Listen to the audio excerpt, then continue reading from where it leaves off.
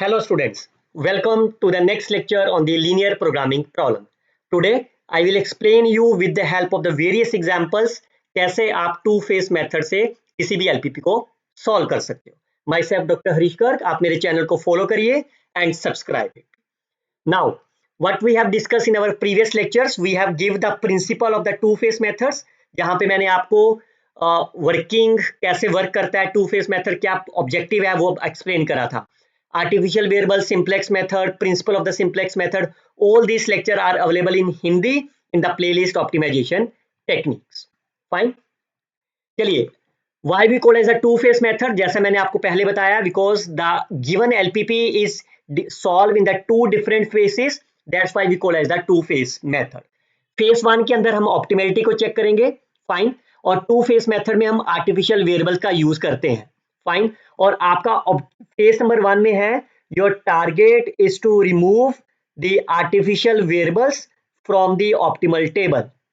अगर तो आपके पास फाइनल ऑप्टिमल टेबल में सारे के सारे आर्टिफिशियल वेरिएबल रिमूव हो गए, then you can say the problem is feasible. अगर एक भी आर्टिफिशियल रह गया, then we call as the infeasible solution. Fine. If all the artificial variables eliminate from the given solutions, then we call as a feasible solution, otherwise infeasible. अगर तो ये feasible है, then we can move on the phase 2. अगर वो infeasible है, then we can stop our LPP and call as infeasible solution. While in our phase 2 we will check for the optimality, और optimality के लिए क्या बताया था मैंने, Zj minus Cj must be positive for maximizations, and if it's a minimization then it's a less than 0. तो मैं आपको इसको एग्जांपल के साथ समझाता हूं, इट्स वेरी क्लियर. तो first of all you can right in the standard form. Fine. तो क्या होगा स्टैंडर्ड फॉर्म, जैसे ये ग्रेटर देन का साइन आया तो आपको क्या करना है, ग्रेटर देन के साइन में -s1 प्लस a1. क्लियर. और सेकंड ऑब्जेक्टिव, सेकंड कांस्टेंट क्या है, x1 plus 7x2 minus s2 plus a2 which is equal to 7. और आपका ऑब्जेक्टिव फंक्शन क्या हो गया, ये मिनिमाइजेशन है ना, इसको पहले मैक्सिमम में कन्वर्ट कर लेता हूं. फाइन.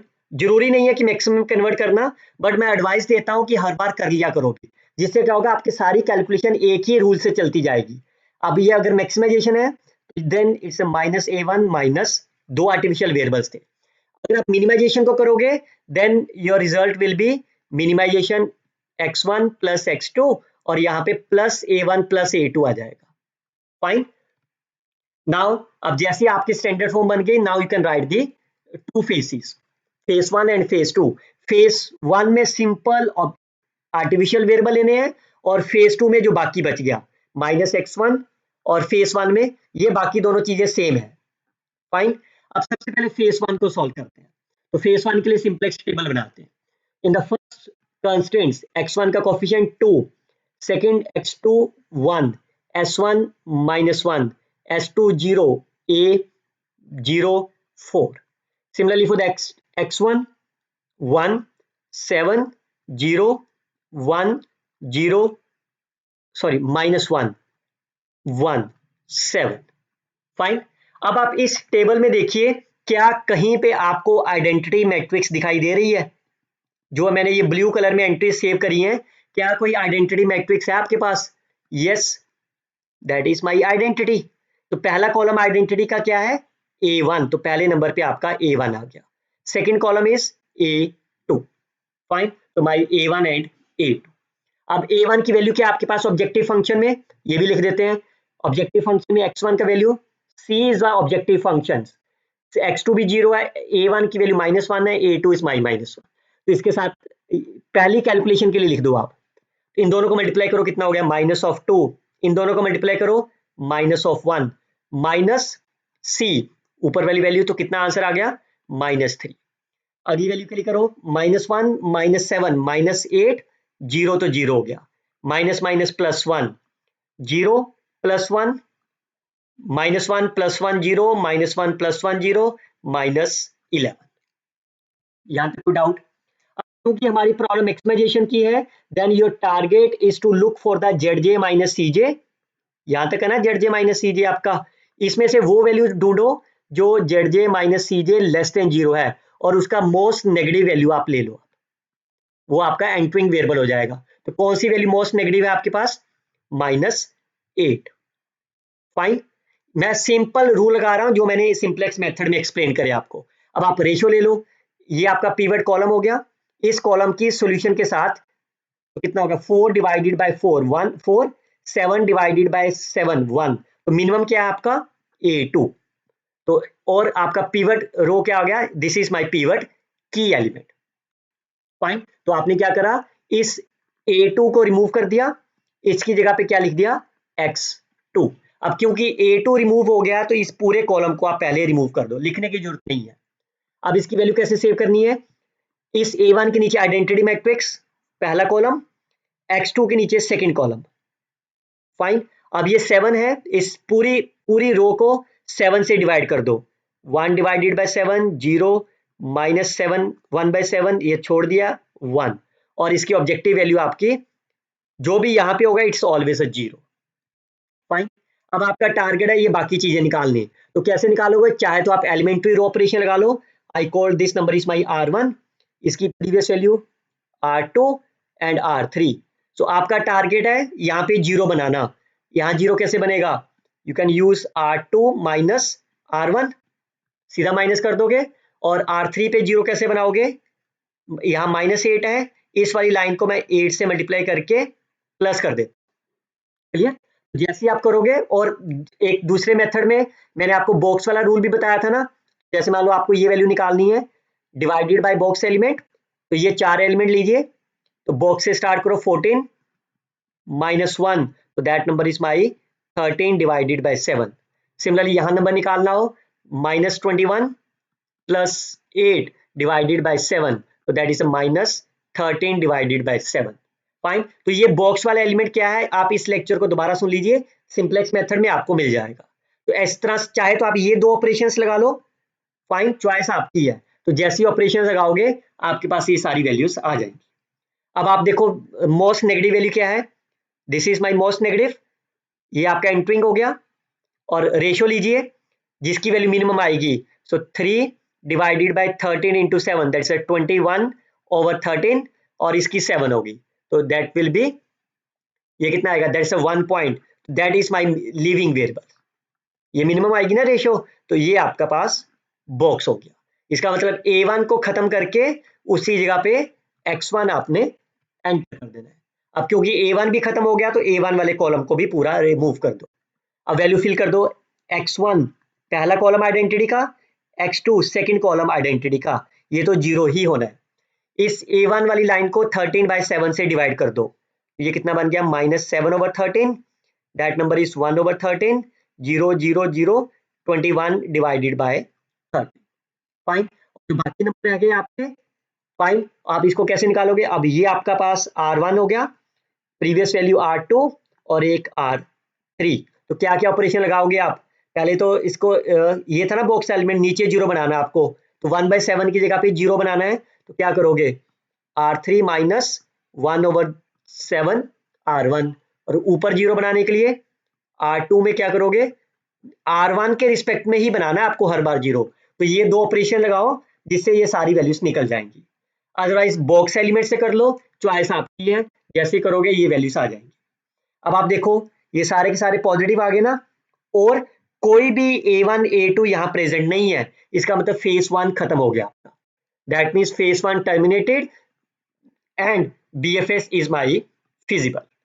अब इसके बाद हम फेज 2 में मूव करेंगे। वो कैसे करेंगे? अब ये जो आपका फाइनल ऑप्टिमल टेबल है, इसका ये सिर्फ लास्ट टेबल उठा लो, A1 A2 को छोड़ दो। फाइन, इस कॉलम को छोड़ दो, सिर्फ ये वाला टेबल उठा लो, और ZK माइनस CJ को भी छोड़ दो, मतलब सिर्फ ये वाली वैल्यूज आप लिख दो टेबल के अंदर। फाइन। और फेज 2 का ऑब्जेक्टिव फंक्शन जो था, अब उसके हिसाब से निकालेंगे। X1 की वैल्यू कितनी है? -1। X2 की वैल्यू कितनी है? -1। S1 0 है, S2 0 है। अब ये निकालते हैं। X1 की वैल्यू कितनी है? -1। X2 की वैल्यू कितनी है? ये तो 0 आना ही आना है। फाइन। अब ये निकाल देते हैं, इसको मल्टीप्लाई करो इसके साथ, -1 इंटू -7/13, -1 इंटू -1 माइनस CJ ऊपर कितना है? 0, तो कितना हो गया ये? 6 divided by 13। Similarly next one, -1 minus minus plus और ऊपर वाली का माइनस करेंगे, दैट इज 1/13। सिमिलरली इस वाले पार्ट को कर लो, -21 -10 -13/। फाइन। अब देखो आपका ये सारी वैल्यू पॉजिटिव आ गई ना, जेड जे माइनस सी जे। प्रॉब्लम आपकी मैक्सिमाइजेशन है, that means my current solution is optimal. तो अगर आपका ऑप्टिमल सोल्यूशन है तो x1 x2 की वैल्यू कितनी है? x1 will be 21/13, x2 will be 10/13, and your maximization of z is -31/13। तो अगर आप ओरिजिनल प्रॉब्लम को देखो, वो प्रॉब्लम क्या थी आपकी? मिनिमाइजेशन। सो मैक्सिमाइजेशन से मिनिमाइजेशन में कन्वर्ट कर दो with a negative sign, minus से मल्टीप्लाई कर दो, you will get answer of the problem is 31/13। चलिए क्विकली से सेकंड प्रॉब्लम सॉल्व करते हैं। सबसे पहले इसको स्टैंडर्ड फॉर्म में कन्वर्ट कर लो। यह इक्वालिटी है तो प्लस a1 आएगा और यहाँ पे आपका प्लस a2 आएगा, और ऑब्जेक्टिव फंक्शन में -a1 -a2। इसके लिए टू फेस लिख लो। फेस वन में only objective functions a1 a2 के साथ, दूसरे में बाकी सारा। अब इसके लिए टेबल बना लेते हैं पहले। फाइन। पहले रो में x1 का coefficient -2 1 3 1 0, right hand side is 2 2 3 4 0 1 1। क्या कोई आपको मिला जो आइडेंटिटी मैट्रिक्स बना रहा है? ये आपका आइडेंटिटी हो गया ना। तो पहला कॉलम किसके रिस्पेक्ट में है? a1 के साथ। दूसरा किसके साथ है? a2 के साथ। तो आपका a1 a2 आपको स्टार्टिंग मिल गई। इसकी वैल्यू फिल कर दो, 0 0 0 -1 -1 फ्रॉम द ऑब्जेक्टिव फंक्शन। तो ये वैल्यू निकालेंगे हम, a1 a2 तो 0 ही आएगा। फाइन। -1 तो करो मल्टीप्लाई, कितना हो गया? 2 -2, ऊपर वैल्यू का माइनस करेंगे तो 0। नेक्स्ट वैल्यू -1 -3, ऊपर वैल्यू माइनस करेंगे तो -4। Next number is -7 and the last number is -3। Fine. अब इस यहां तक जेड जे माइनस सी जे में मोस्ट नेगेटिव वैल्यू क्या है? -4। यहां से एंटर करो और रेशियो निकालो। मैं फिर कह रहा हूं बच्चों, रेशियो सिर्फ उसकी निकालनी है जो वैल्यूज पॉजिटिव होंगी।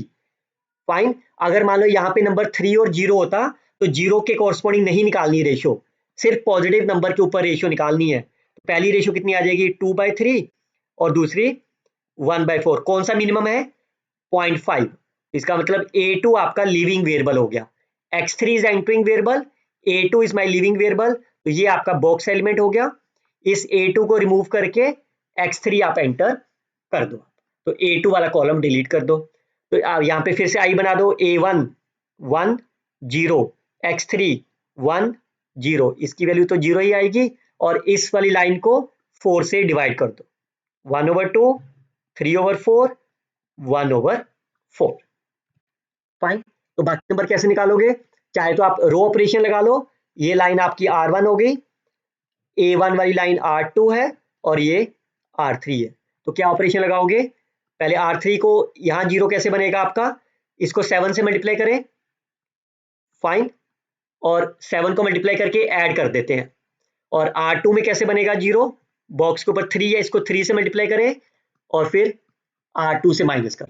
फाइन। तो जैसे ही आप ऑपरेशन करोगे ये चारों वैल्यूज आ जाएंगी, सॉरी 6 के 6 वैल्यूज।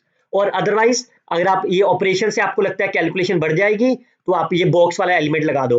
तो जैसे ये वैल्यू निकालनी है -16 + 21/4, तो ये आपके पास हो गया 5/4। बच्चों ये बॉक्स वाले एलिमेंट आप सीख लो, आपकी कैलकुलेशन बड़ी जल्दी हो जाएगी। पूरा क्वेश्चन आप 5 मिनट में सॉल्व कर लोगे आप। फाइन। वो मैंने यहाँ सिंप्लेक्स मेथड में एक्सप्लेन करा हुआ है। तो जैसे ये निकाल दोगे वैल्यूज, 5/4 देखो मैंने एक निकाल दी है। फाइन। बाकी सॉल्व। अब आप देखो जेड जे माइनस सी जे में कौन सी वैल्यू सबसे नेगेटिव है? कोई भी नेगेटिव नहीं है। तो इसका मतलब आपके पास क्या हो गया? Z J minus C J is my greater than 0। तो ऑप्टिमल सोल्यूशन तो मिल गया। बट क्या आपको आर्टिफिशियल वेरिएबल प्रेजेंट है यहाँ पे? यस, एक a1 प्रेजेंट है। That means the given solution is my infeasible. तो आप इसका सोल्यूशन निकाल ही नहीं सकते। But a1 present in the basis, fine, hence the given LPP has no feasible solution. That means it has no optimal solution. Fine. तो अगर आपको कोई भी एग्जामिनर में पूछे check whether the given LPP has infeasible, इसका मतलब आपको टू फेस मेथड में फेस 1 को सॉल्व करना है, ठीक है। So it means there does not exist any optimal solution. चलिए अब एक बार ध्यान से पढ़ते हैं स्टेटमेंट को क्या कह रहा है। एक एलपीपी आपको गिवन है which is solve by the two face methods and optimal table of the face 1 is given. तो आपको सॉल्व नहीं करना फेस 1, पहले से सॉल्व करके दे दिया गया और ये टेबल आपके पास, फाइन। क्योंकि प्रॉब्लम मिनिमाइजेशन है तो आपको रिक्वायरमेंट क्या होनी चाहिए, जेड जे माइनस सी जे सारे के सारे लेस देन होने चाहिए ऑप्टिमल के लिए, तो वो इसमें है सारे ना, देखो सारे लेस देन है, fine. Using this table construct the phase 2। पहले तो चेक करो क्या फिजिबल सॉल्यूशन है कि नहीं है। ये ऑप्टिमल टेबल है ना आपका, इसके अंदर आर्टिफिशियल वेरिएबल नहीं होने चाहिए, तो नहीं है ना यहाँ पे लिखे हैं नहीं लिखे उसका कोई पर्पस नहीं है, यहाँ बेसिक में नहीं होने चाहिए। इसका मतलब yes the solution is my feasible. तो अगर फिजिबल है अब इसका ऑप्टिमल के बारे में बात करते हैं। तो क्या करेंगे, इस A2 और A1 को छोड़ देते हैं, फाइन, और जेड जे माइनस सी जे की वैल्यू को छोड़ दो, तो ये वाला टेबल बीच वाला बना लेते हैं, फाइन। और ओरिजिनल ऑब्जेक्टिव क्या था, 4x1 3 8x2 3x2, इसकी वैल्यू यहाँ फिल कर दो, इसे 4x1 8x2 3 S1 S2 are my 0, fine. तो अब निकाल लो वैल्यू कितनी आएगी, x1 की वैल्यू कितनी है 4, S1 की वैल्यू कितनी है 0, S1 एंड ये तो 0 ही आएंगे, तो ये निकालो कितना आएगा 4 इंटू 0 इज 0, 0 इंटू -1 इज 0, और ऊपर वाली रकम माइनस, ये आपका आ गया -8। सेकंड के लिए 4 into half 2, 0 into half 0, minus अपर वैल्यू तो कितना आ गया -1। सिमिलरली फॉर दी S2 के लिए 4 into minus half, 0 into minus half, -0, fine. और लास्ट नंबर के लिए 20/2 इज 10 प्लस 0, इसके ऊपर कुछ भी रकम नहीं है तो दैट विल बी 10, फाइन। अब आपका क्योंकि प्रॉब्लम आपकी मिनिमाइजेशन है तो आपका ऑप्टिमल सॉल्यूशन कब मिलेगा, whenever Z minus C J is less than 0। तो आप देख सकते हो all are my less than 0, hence the solution is optimal. तो अगर ये ऑप्टिमल है तो x1 की वैल्यू, x2 की वैल्यू और x3 की वैल्यू क्या आएगी, x1 देखो कितना आंसर है 5/2, x2 यहाँ तो आया नहीं ना बेसिक में, दैट्स अ 0, x3 भी नहीं है दैट माइज 0, एंड मिनिमाइजेशन ऑफ z कितना आ गया 10 is the right answer of the problem. आप अपना आंसर एग्जाम में चेक भी कर सकते हो, ये आंसर आप यहाँ पे फिल करके चेक करो क्या आपका आंसर 10 आ रहा है कि नहीं आ रहा। Look at the next one, solve the given LPP by the two face methods, fine. सबसे पहले इसको स्टैंडर्ड फॉर्म में कन्वर्ट कर लेते हैं by using the two artificial variable A1 and A2, fine. ये मेरी मिनिमाइजेशन प्रॉब्लम थी, मैंने इसको मैक्सिमाइजेशन में कन्वर्ट कर लिया, जिससे क्या होगा मैं जेड जे माइनस सी जे हमेशा ग्रेटर देन का देखूंगा, फाइन। तो सबसे पहले टेबल बनाया, इसमें आइडेंटिटी मैट्रिक्स है, तो क्या इसका बना सकते हो पहली वैल्यू -1, तो करो मल्टीप्लाई 2 -2 0, पहले A1 A2 तो 0 ही आएंगे, फाइन। -4 -3 -4 -7 -2 -1 -3, फाइन। चलिए अब मोस्ट नेगेटिव वैल्यू -4 है, यहां से आप एंटर करोगे, रेशियो निकालो मिनिमम 2/3 1/4, तो आपका 4 मिनिमम आ गया, फाइन। तो ये प्रीवियस क्वेश्चन ही बन गया ना आपका, फाइन। अब यहां से क्या करोगे, इसको 1 बनाने के लिए पहले इसको I को 1 बना दो, ये तो सेम क्वेश्चन है बच्चों अभी करा ना हमने, फाइन। इसको 4 से डिवाइड कर दो, 2/4 that is 1/2 and so on. अब आपका ये ऑप्टिमल सॉल्यूशन है, फाइन, लेकिन A1 आपका प्रेजेंट है, इसका मतलब ये इनफिजिबल सॉल्यूशंस प्रोवाइड करेगा। ओके, ये क्वेश्चन मैं आपको एक्सरसाइज दे रहा हूं, you can right the two faces, fine, और फर्स्ट फेज का सॉल्यूशन चेक करिए, चेक योरसेल्फ क्या आपका ये आंसर बन रहा है कि नहीं, फाइन। और क्या आप देखो आर्टिफिशियल वेरिएबल यहाँ प्रेजेंट नहीं है, इसका मतलब फिजिबल सॉल्यूशन आ गया आपके पास। अब ऑप्टिमलिटी चेक करो, आप कैलकुलेशन सेल्फ करना बच्चों, चेक करो क्या ये आपका ऑप्टिमल सॉल्यूशन है कि नहीं है। अब आपका जेड जे माइनस सी जे ऑल पॉजिटिव है, तो आपका फाइनल सॉल्यूशन क्या आ गया x1 x2 x3, x1 की वैल्यू 5/4, x2 लिखा नहीं हुआ 0, x3 विल बी 3/4, और मैक्सिमाइजेशन ऑफ जेड कितना बन गया आपका -75/3, 8, क्योंकि ओरिजिनल प्रॉब्लम मिनिमाइजेशन की थी, तो मिनिमाइजेशन में ये नेगेटिव आपका रिमूव हो जाएगा। फाइन, तो ओरिजिनल प्रॉब्लम इज मिनिमाइजेशन। चलिए, these 6 questions are exercise for you. First question is minimization है, इसको मैक्सिमाइजेशन में कन्वर्ट कर लेना। Fine, again second question is also minimization, fifth question is also minimization, sixth question is also minimization. Fine, तो आप इस question को solve करिए and let me know whether all this answer that I have provided is verified by you or not. Fine. So we will see the next lecture on the big M methods. मैं यही same example को solve करूंगा big M method के साथ, जिससे uniform बना रहेगी। Fine, till then you can share this video with your friends, like and comment on the videos. Best of luck students, happy learning.